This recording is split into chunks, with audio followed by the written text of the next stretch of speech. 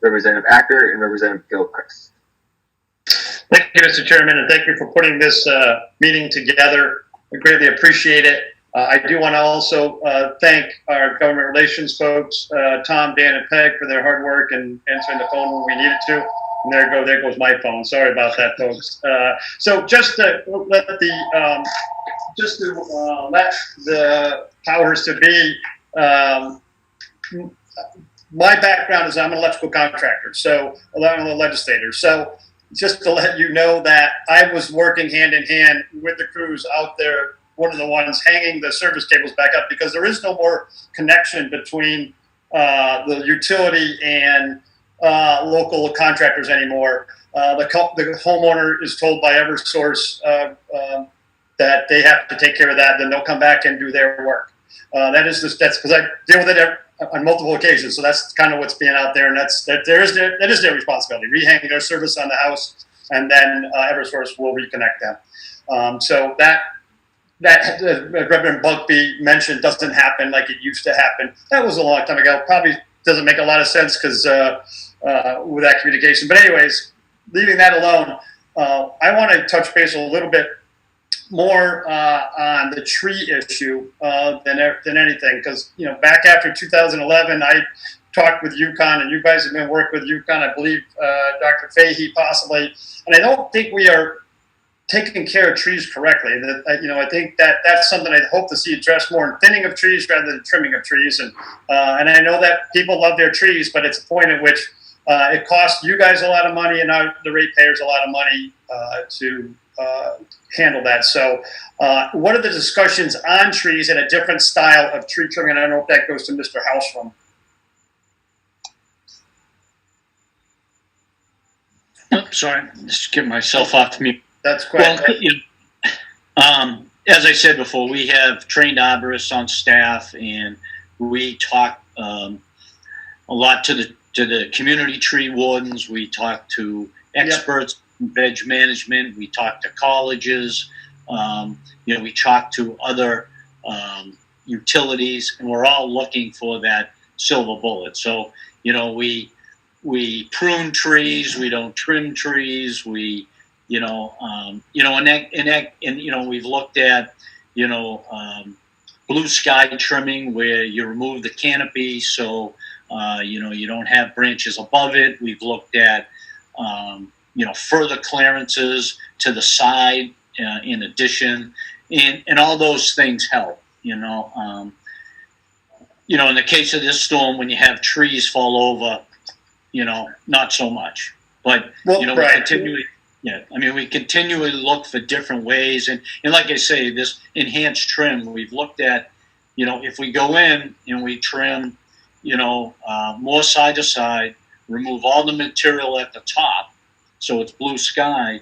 Is that more economical than doing a 4-year trim, right? Yeah. And well, you did answer that, and your same answer. I think that it's time that, if you look at forestry and others as bringing up, it's the thinning of trees that makes it healthy trees. As we've noticed, these root balls are no more than 10 feet from a tree that's 110 feet tall. Doesn't work, doesn't make sense, they fall. That's what we need to come up with, a more critical way of doing the trees. That you're the professionals, but I think the forestry groups have done it. You go and look at how they take care of a forest, they thin it out so that the other trees remain healthy. So I don't want to belabor that. Yeah, the challenge is many of those trees are on private property. Right. And that becomes the challenge. That's true. You did mention staffing, and you talked about 2 levels of staffing, rated and apprentices. We have the same in our trade, of course. If you had to give the breakdown of, obviously, bringing in apprentices, it takes 4.5 years, you said, approximately to get trained, which makes a lot of sense, same in our careers. What is the staffing levels? Is it primarily some rated and a lot of apprentices? Yeah, so today we have, like I say, about 373 line workers on our system. About 88 of those are some form of apprentice. Okay, so the majority are rated. Yes. The higher level.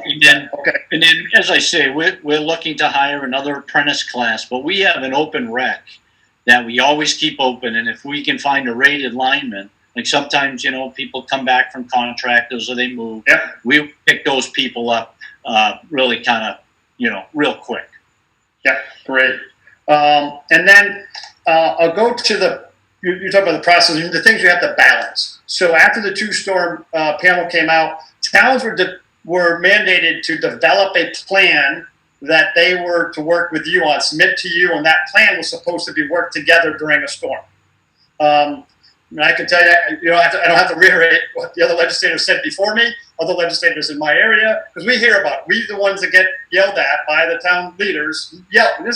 It's not pleasant. We don't all like to be yelled at. But so we got on there and it says, why aren't we following the mandated plan that was developed from the two-storm panel? Why aren't we following that plan?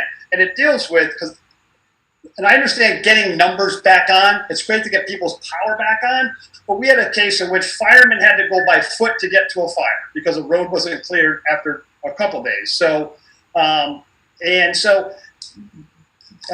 to me, road clearing should. And I'm not in your profession. I'm not going to tell you your job. You're the pro. But road clearing to me, for safety and for health services, is really the key area. People can't get out to go shopping, whatever it may be. To maybe drive to a place that has power, and get fire and ambulances too. So when that happened, boy, did I get an earful about our firemen are running to a house. How would you like that to be your family in that house? And that kind of hurt a little bit. So. I think that rethinking about this first, why didn't we cooperate with the towns on the plans developed by the towns, and why are road clearances more important than numbers of people getting back? So that's kind of my question. Yeah. So, we had damage in all 149 towns. So certainly that makes it a challenge. If we had, I don't want any events, but when you have a smaller event, that's easier to do. The fire departments, like I say, they have a direct line to us. They know how to call us. They call us every day. And when they have a true emergency, we respond to that. That's that FPS 1 line. When we get a call like that, we get a crew there because we know someone's life is in danger. So they know how to do that. And as I said before, I mean, it's a balance. Yeah. Having a blocked road, I get it. It could be it certainly could be a safety incident. I fully understand that. But having large blocks of customer out is clearly a safety incident, and there has to be some kind of balance there. And I understand that. Yeah. Someone spoke earlier that each town could in past storms give us 3 priorities. Well, that's just and I understand that doesn't sound right, but we do find, and I'm not trying to poke anybody in the eye, we do find that some communities just want to clean up and get it over with. And so they can, everybody can, get off the clock and get on with it. But there's other communities that really have issues that need to be addressed. So we're kind of stuck in this place where we have to balance all these priorities. And I would acknowledge we don't always balance them perfectly. I think after the storm, we've committed, and we've done it before, to go out and talk to all the communities again and try to figure out a better answer. But clearly, when we have an event that impacts 149 times, it's a lot more difficult than if it's a small event. And as we've said on this call, we are going to have another big event. So, the better we can work together and figure this out and find out how we can hit this balance, the better we'll all be. Well, I'm gonna go on, and my suggestion obviously is similar, but to I believe Ms. Connor's comments about communication. I'm going to say that wasn't communication. So when we talk about communication, we had a liaison. We had a wonderful liaison that was here and was easily accessible by the town leaders, that had absolutely no information to provide at all on trucks and operations at all. Zero information. Listen, I would rather know when are the trucks coming rather than no information at all. Here's what we have. We had, I don't want to say caught off guard. We just said that that this storm changed within hours of what we expected to have happen.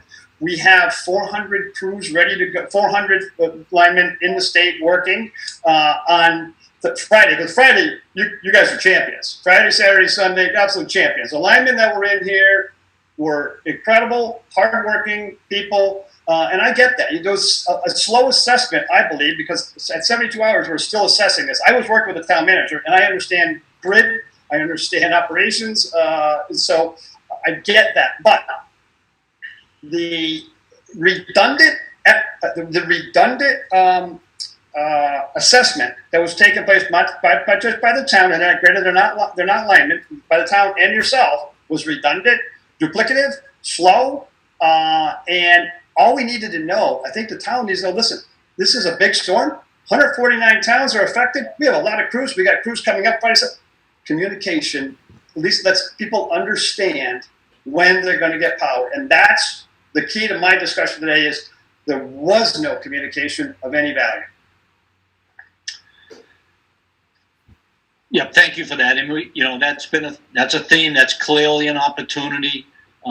It's clearly not fair to you not to get the information. It's not fair to our employee who's put in the middle between the restoration and the customer who doesn't have any information. So that's an opportunity that we clearly will work on. And again, the information we have a very good work plan. We know what we're going to do, each day. There may not be crews going to a town, and that town may not like that answer, but at least they know the answer. And then they call and yell at me, which is fine, rather than your technicians getting yelled at because where have you been? But the town knows, because they'll say, hey, Tim, there's none of those yellow trucks. I said, well, now they're yellow and white and all different colors now, so don't worry about the color. So that's the thing that bothers me the most. As a business owner, if I don't communicate with my customers, they fire me. We can't fire you guys, right? So the key is just saying, listen, honestly, this is what we have. We got 400 people. They're working around the clock. We're going to have trucks in your town. You're going to do certain restoration by this time frame, rather than waiting 72 hours to let them know that. That's all we're asking. We should not have missed the shot on. We should not have missed the target on this one because we just did it years ago with a plan. So that's my again. I want to thank you. I would say, we went out, we had our global ETR, which is when the whole system will get back. And that, that's good to know, but it doesn't help the community. But then we followed that up the next day with the town-by-town ETRs. And at least that's some information about when towns can expect, that they'll be coming back online. But again, I think... But to go along with it... There's an opportunity to share the work plans. Because... as other legislators said, our public works guys were chomping at the bit to help. You guys kill that line, we're going to get the tree out. We got bucket loaders, we got everything. That's the communication and level that the municipalities wanted. That should be an easy do, especially when you got guys ready to go and take care of their towns because they want to, rather than wait until they know where your trucks. And then they find out, oh, hey, a truck was over on such and such a road. Why didn't we know that? Communication is the key here. I think it would fix many, many ills. And I want to thank you for your time, and Chairman, thank you for allowing the opportunity to say some words, and look forward to working with you in the future. Thank you. Thank you, Representative Ackert. And